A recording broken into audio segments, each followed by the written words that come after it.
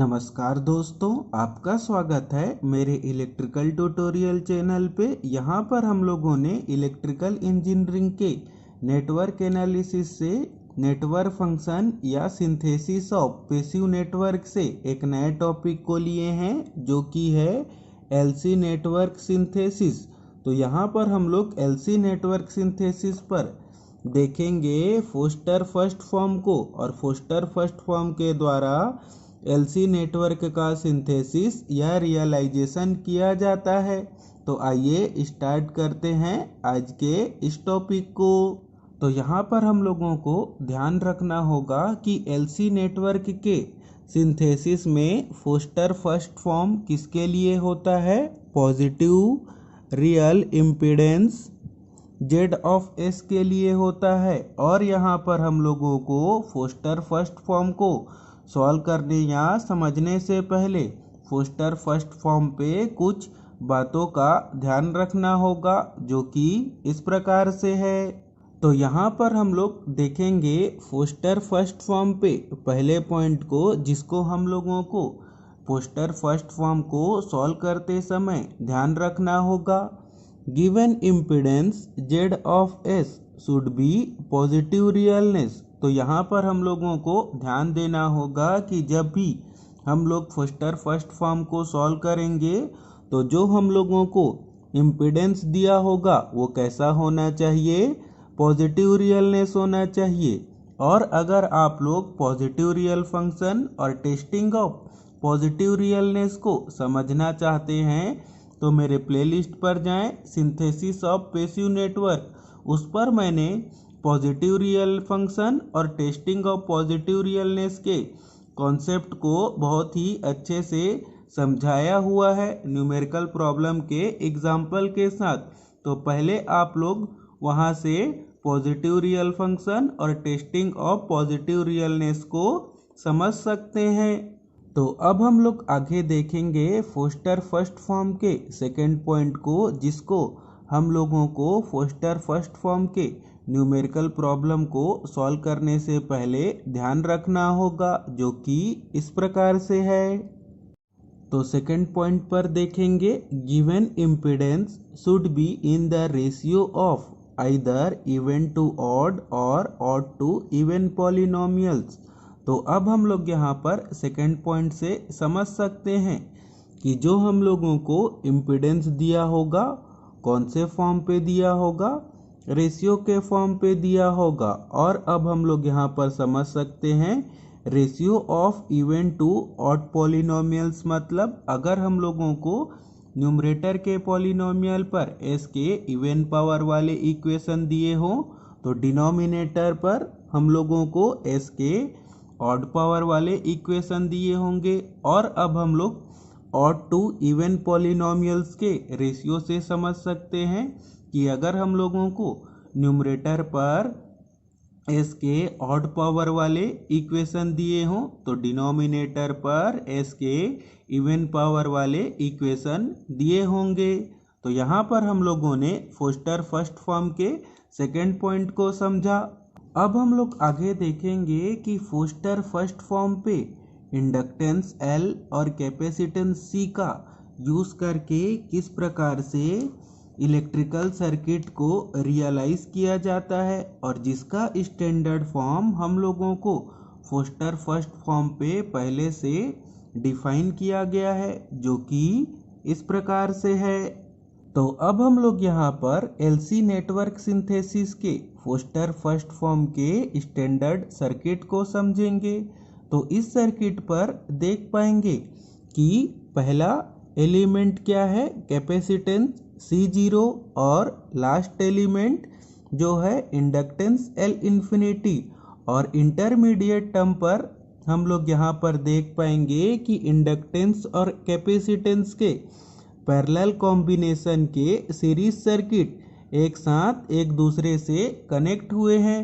तो अब हम लोग आगे देखेंगे कि अगर हम लोगों को कोई पॉजिटिव रियल इम्पीडेंस दिया होगा तो उसको किस प्रकार से सॉल्व करके एलसी नेटवर्क सिंथेसिस के फोस्टर फर्स्ट फॉर्म के कैपेसिटेंस C0, L इन्फिनिटी और इंटरमीडिएट टर्म के इंडक्टेंस और कैपेसिटेंस को किस प्रकार से कैलकुलेट किया जाता है। अब हम लोग यहाँ पर आगे देखेंगे कि अगर कोई हम लोगों को पॉजिटिव रियल इम्पीडेंस दिया होगा तो उसका एलसी नेटवर्क सिंथेसिस करते समय फोस्टर फर्स्ट फॉर्म पे किस प्रकार से पार्शियल फ्रैक्शन को लेना होगा, जिसका स्टैंडर्ड फॉर्म इस प्रकार से है। तो लिखेंगे Z of S is equal to A0/S plus summation of I is equal to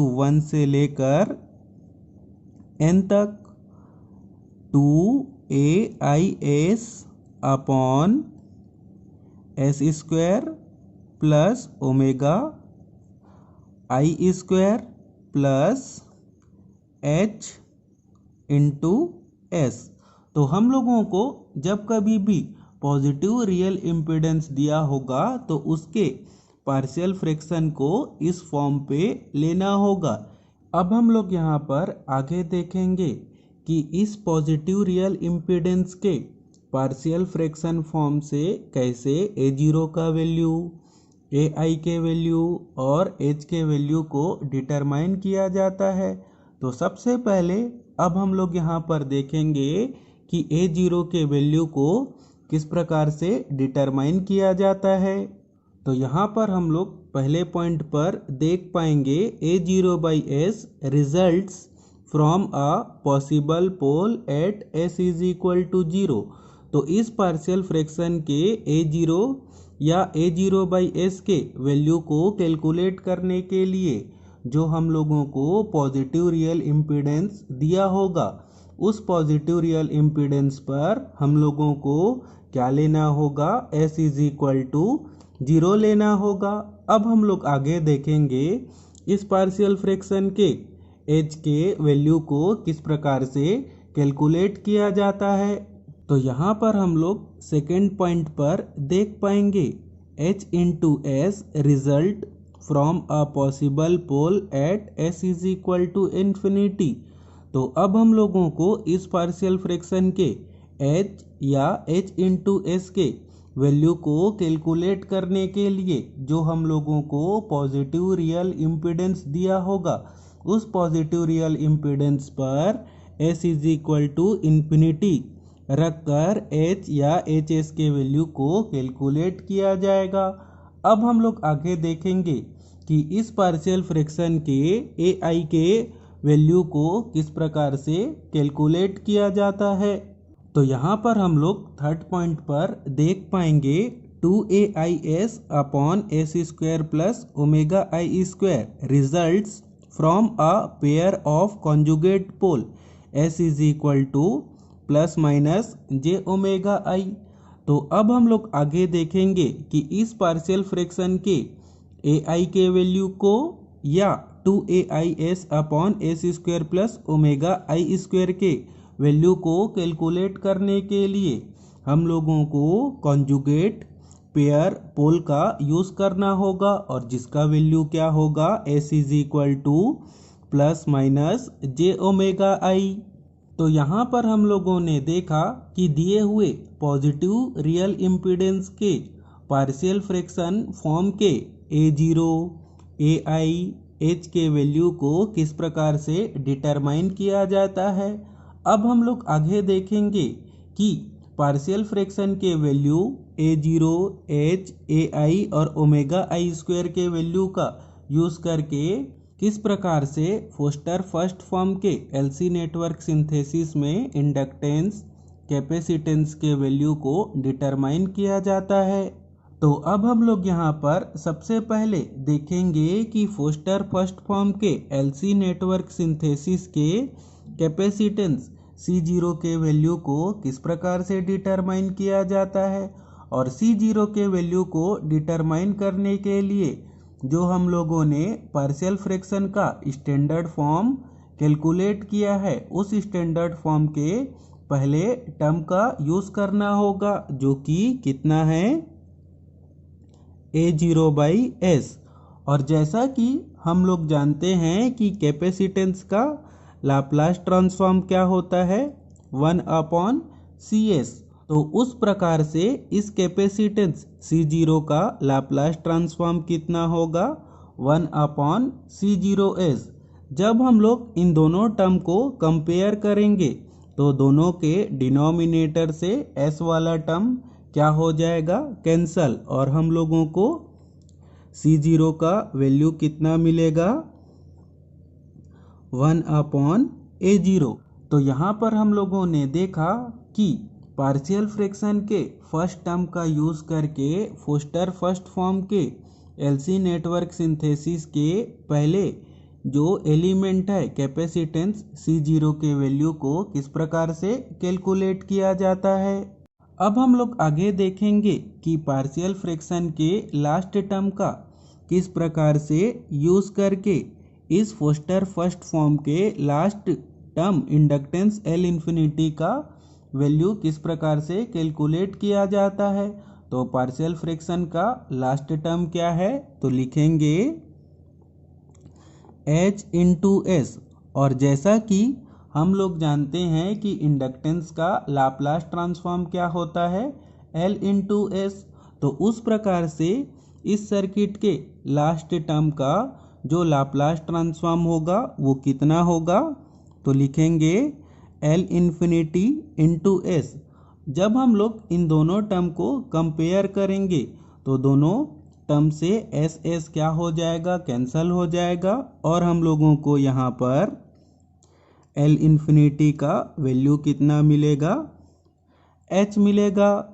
अब हम लोग आगे देखेंगे कि पार्शियल फ्रैक्शन के इंटरमीडिएट टर्म का यूज़ करके किस प्रकार से फोस्टर फर्स्ट फॉर्म के इंटरमीडिएट टर्म इंडक्टेंस और कैपेसिटेंस के वैल्यू को कैलकुलेट किया जाता है।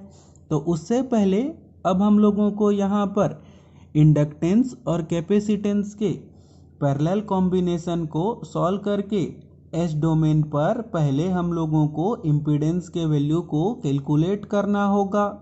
तो उसके लिए अब हम लोग यहाँ पर एज्यूम कर लेंगे कि कोई इंडक्टेंस Li और कोई कैपेसिटेंस Ci दोनों एक दूसरे के साथ पैरेलल पे कनेक्ट हैं। तो उसके इम्पीडेंस को अब हम लोग यहाँ पर किस प्रकार से लिख पाएंगे, तो पैरेलल का फार्मूला क्या होता है, R1 into R2 upon R1 plus R2। उसी फार्मूले का यूज़ करके इंडक्टेंस Li और कैपेसिटेंस Ci के लाप्लास ट्रांसफॉर्म का यूज़ करके यहाँ पर हम लोग फार्मूला लिख पाएंगे। तो लिखेंगे Li इंटू एस 1/CIS, दोनों का मल्टीप्लाई करेंगे न्यूमरेटर पे और डिनोमिनेटर पर लिखेंगे Li into S plus 1/CIS। अब हम लोग इस टर्म को सॉल्व करके सिंप्लीफाई कर लेंगे तो हम लोगों को वैल्यू कितना मिलेगा, तो हम लोग यहाँ पर लिखेंगे S/CI divided by S square plus 1/Li into CI। अब हम लोग आगे इस वाले टर्म का पार्शियल फ्रैक्शन के इंटरमीडिएट वाले टर्म के साथ कंपैरिजन करके इंडक्टेंस Li और Ci के वैल्यू को कैलकुलेट कर लेंगे। तो पार्शियल फ्रैक्शन का इंटरमीडिएट टर्म क्या है, लिखेंगे 2AIS upon S square plus omega I square. तो जब हम लोग इस टर्म के न्यूमरेटर का जो कि कितना है S/CI और इस टर्म के न्यूमरेटर का जो कि कितना है 2AIS, दोनों का कंपैरिजन करेंगे तो दोनों के न्यूमरेटर से S वाला टर्म कैंसल हो जाएगा और हम लोगों को CI का वैल्यू कितना मिलेगा 1/2AI मिलेगा। अब हम लोग आगे देखेंगे कि इंडक्टेंस Li के वैल्यू को किस प्रकार से कैलकुलेट किया जाता है। तो उसके लिए यहाँ पर हम लोगों को डिनोमिनेटर के टर्म ओमेगा I स्क्वायर का कंपैरिजन करना होगा 1/Li सी आई के साथ, तो लिखेंगे omega I square is equal to 1/Li into C I. अब हम लोग यहाँ पर इस टर्म पर सी आई के वैल्यू को पुट करेंगे, तो लिखेंगे 2ai/Li।